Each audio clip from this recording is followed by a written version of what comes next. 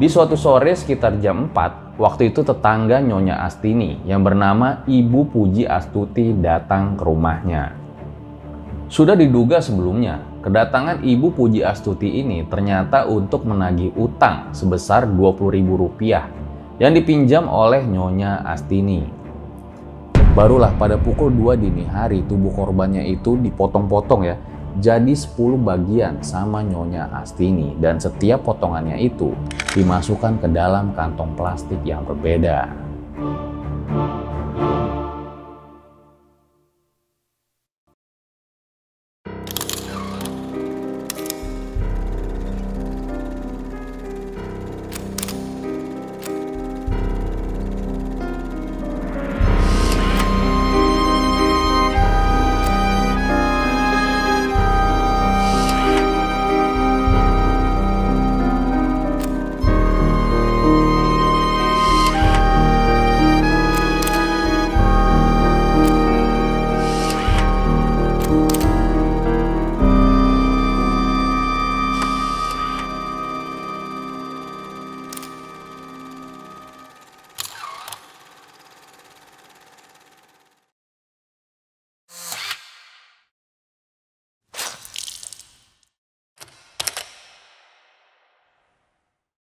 Kembali lagi bersama gue Fajar Ditya. Kali ini di segmen Darah itu merah, Jenderal.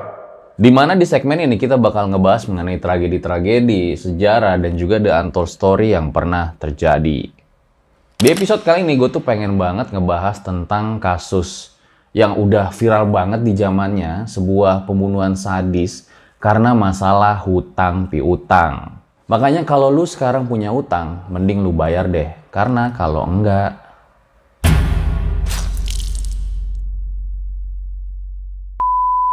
dimana karena sebab utang piutang ini korbannya itu nggak dibunuh doang, tapi dimutilasi jadi beberapa potong bagian tubuh.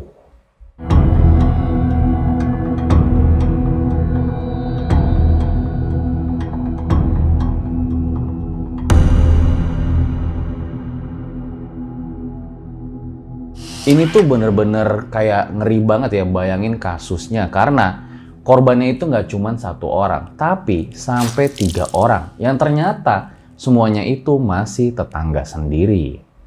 Nah, yang lebih menghebohkan lagi, ternyata kasus ini tuh dilakukan oleh seorang wanita yang berprofesi sebagai ibu rumah tangga. Yang seharusnya tuh ibu rumah tangga dalam pikiran kita nggak akan mungkin melakukan hal seperti ini.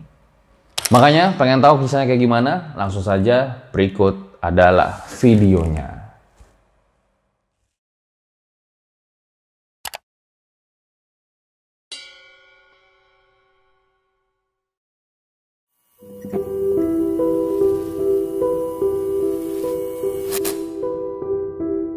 Astini Sumaisi adalah seorang ibu rumah tangga biasa seperti pada umumnya. Ngurus rumah tangga, ngurus anak, nyuci baju, jemur pakaian, bisik-bisik tetangga, nyari berondong. Enggak, kalau yang itu, yang terakhir enggak. Ya, ibu rumah tangga pada umumnya lah. Keseharian ibu 3 orang anak ini juga normal-normal aja. Nggak pernah ada tuh yang aneh-aneh. Astini Sumaisi dikenal juga dengan sebutan Nyonya Astini, di mana Nyonya itu merupakan julukan yang diberikan oleh media massa pada saat itu. Semuanya biasa-biasa aja hingga ada sebuah kejadian yang terjadi di tahun 1996. Di suatu sore sekitar jam 4, waktu itu tetangga Nyonya Astini yang bernama Ibu Puji Astuti datang ke rumahnya. Sudah diduga sebelumnya, kedatangan Ibu Puji Astuti ini ternyata untuk menagih utang sebesar Rp20.000 yang dipinjam oleh Nyonya Astini. Kemungkinan besar uang itu digunakan Nyonya Astini untuk memenuhi kebutuhannya, yang bisa dibilang juga jumlah uang segitu cukup besar di zamannya. Kalau zaman sekarang kayaknya uang segitu tuh buat sekali makan aja udah pas-pasan. Lu beli sate sama lontong kayaknya tuh masih kurang 5.000. Tapi di tahun 96 uang 20.000 itu harga cheeseburger aja satunya itu 2.000 perak. Lu bisa beli 10 cheeseburger pada saat itu. Oke, kita lanjut. Entah apa itu akumulasi hutang atau gimana, tapi yang jelas pada saat itu Nyonya Astini ini belum bisa lunasin hutangnya ke Ibu Puji Astuti. Karena emang Nyonya Astini ini belum punya uang pada saat itu. Nah, entah Ibu Puji Astuti ini kayak nggak puas ya sama jawaban dari Nyonya Astini. Disitulah dia ngedumel tuh. Lu gimana sih belum bayar utang? Bla bla bla bla bla bla bla. Ibu Puji Astuti ini marah sejadi-jadinya. Bahkan sampai mengeluarkan kata-kata kotor ya untuk Nyonya Astini pada saat itu.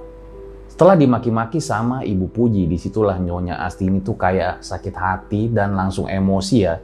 Dan dia pun pada saat itu tidak bisa mengontrol emosinya. Lalu dia mengambil sepotong besi. Dihantamlah kepala Ibu Puji Astuti pakai potongan besi sama Nyonya Astini. Ibu Puji Astuti pun tewas dalam kejadian itu dengan luka di kepala. Setelah tewas, Nyonya Astini menyeret jasad dari Ibu Puji Astuti ke dapur rumahnya. Dan biar nggak kelihatan, jasad Ibu Puji Astuti ditutup menggunakan tikar. Barulah pada pukul 2 dini hari tubuh korbannya itu dipotong-potong ya. Jadi 10 bagian sama Nyonya Astini. Dan setiap potongannya itu dimasukkan ke dalam kantong plastik yang berbeda. Sehabis itu Nyonya Astini tuh langsung ngebuang potongan-potongan plastik tersebut ke tempat yang berbeda. Kayak misalnya di sungai dan juga tempat sampah yang tersebar di kota Surabaya. Well, biasanya ya kalau orang normal aja tuh bunuh kucing yang nggak sengaja misalnya ketabrak, hatinya tuh udah ngerasa was-was sama merasa bersalah gitu ya. Nah, gue nggak tahu nih apa yang dirasakan sama Nyonya Astini pada saat itu. Setelah Nyonya Astini memutilasi dan membuang beberapa potongan tubuh dari Ibu Puji Astuti ini, nah disinilah awal ketahuannya. Ternyata ada seorang warga kampung Wonorejo yang menemukan salah satu potongan bagian tubuhnya. Kebetulan bagian yang ditemukan itu adalah potongan kepala dalam kantong plastik. Hingga akhirnya membuat warga menjadi gempar. Langsung lah tuh ya warga pada heboh. Ya siapa juga yang nggak heboh. Tiba-tiba lu nemuin ada potongan kepala. Langsung warga pun melapor kejadian tersebut ke kepolisian setempat. Nah singkat cerita temuan potongan kepala ini didengar sampai ke telinga Agus nih. Yang kebetulan Agus itu adalah adik kandung dari Ibu Puji Astuti yang sudah dibunuh oleh Nyonya Astini pada saat itu. Dan saat itu juga Agus mengaku kalau memang dia itu sebetulnya kehilangan kakak perempuannya ya Ibu Puji Astuti. Nah langsung tuh Agus berangkat ke kamar mayat buat mastiin. Dan ternyata bener aja. Kalau itu adalah potongan kepala dari kakak kandungnya Ibu Puji Astuti.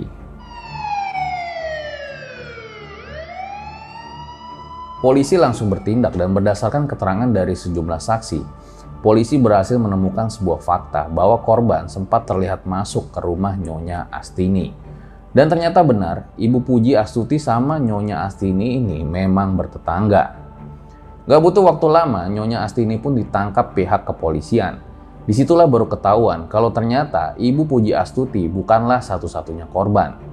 Di hadapan polisi, Nyonya Astini mengakui kalau dirinya juga telah membunuh 2 orang lainnya. Dia adalah Ibu Rahayu dan Ibu Sri Astuti. Keduanya dibunuh jauh sebelum Nyonya Astini membunuh Ibu Puji Astuti. Yang mana diketahui kedua orang ini juga merupakan tetangganya dari Nyonya Astini dan juga dengan alasan yang sama, yaitu karena menagih hutang dengan kata-kata yang kasar.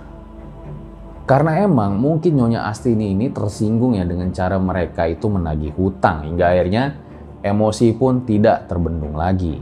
Nah, cara pembunuhan keduanya ini ternyata juga mirip-mirip dengan Ibu Puji Astuti, yaitu dimutilasi dengan dipotong-potong 10 bagian.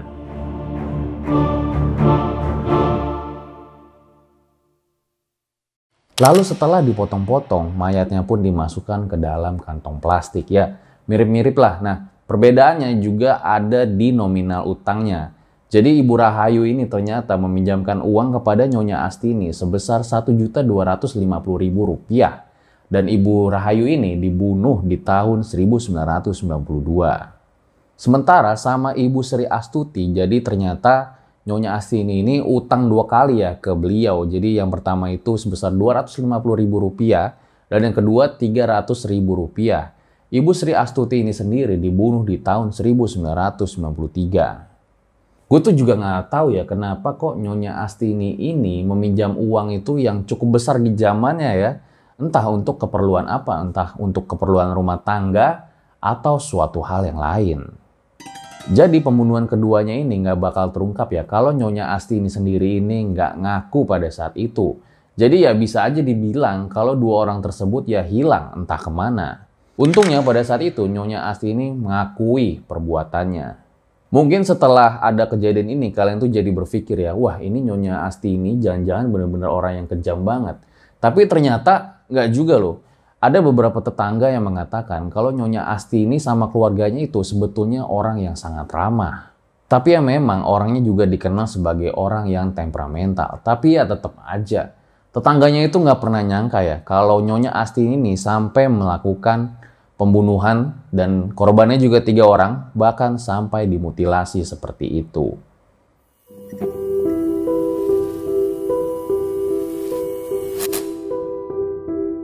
Atas perbuatannya tersebut di tahun 1996, Nyonya Astini pun divonis hukuman mati oleh Pengadilan Negeri Surabaya.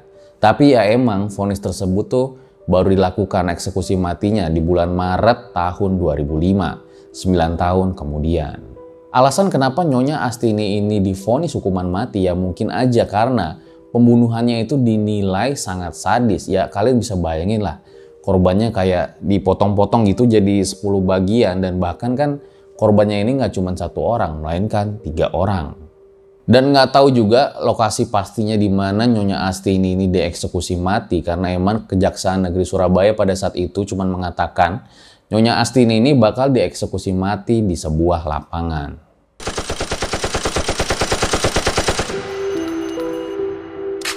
Setelah dieksekusi mati sekitar jam 2 siang nih jenazah dari Nyonya Astini pun dibawa ke salah satu rumah sakit yang ada di Surabaya untuk diotopsi. Nah ternyata pada saat itu udah ada keluarga korban dari Ibu Puji Astuti dan mungkin yang lainnya juga nungguin tuh di rumah sakit tersebut.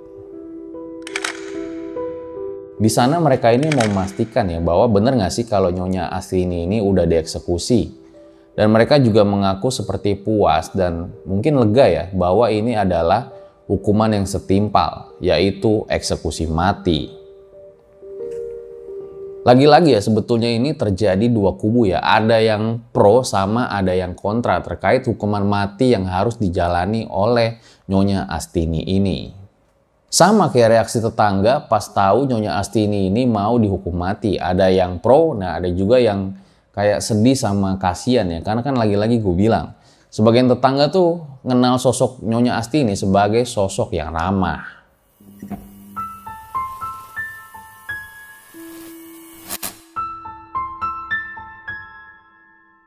Setelah kejadian peristiwa pembunuhan sadis itu di rumah Nyonya Astini, beredar kabar kalau keluarga dari Nyonya Astini lebih milih pindah ya dari rumah kontrakan tersebut, entah mungkin karena trauma dan juga nggak mau mengingat-ingat lagi lah kejadian buruk itu. Ya, tapi setelah mereka keluar nggak lama rumah kontrakan itu ternyata terisi lagi. Nah, disinilah tuh mulai beredar kabar burung mengenai kejadian horor yang terjadi di rumah ini. Sejak kejadian itu katanya orang-orang yang ngontrak di situ mengalami beberapa kejadian-kejadian aneh. Ditambah lagi, di rumah itu juga ada sumur yang menurut warga sekitar menakutkan lah atau mungkin bisa dibilang angker. Padahal sebetulnya sumur itu juga sudah ditutup. Jadi menurut salah satu sumber yang gue dapat ya, kenapa sumur itu dibilang angker? Karena katanya menurut info yang beredar nih, sumur tersebut merupakan tempat pembuangan kunci motor sama jaket dari Ibu Puji Astuti. Makanya beredar kabar tuh kalau sumur tersebut ternyata angker. Nah, keanehan-keanehannya sendiri yang gue temuin ya, katanya sih rumah tersebut kadang mengeluarkan bau seperti amis darah. Sementara keanehan-keanehan yang lain gue masih belum menemukan, mungkin ada dari antara kalian yang tahu bisa komen di bawah. Tapi seiring berjalannya waktu nih, rumah yang tadinya tempat pembunuhan tersebut juga direnovasi ya, mengalami perubahan lah intinya. Ruangan dapur tempat mutilasi dari Nyonya Astini ini dirubah menjadi kamar tidur. Dan menurut informasi yang beredar, orang yang ngontrak di rumah itu sampai nggak berani tuh tidur di kamar tidur tersebut. Dia jadi lebih milih tidur di ruang tamu aja. Ya walaupun begitu, kamar tersebut masih tetap dipelihara dan juga dibersihkan. Tapi ya, gue nggak tahu lagi sih sekarang rumah itu udah jadi apa.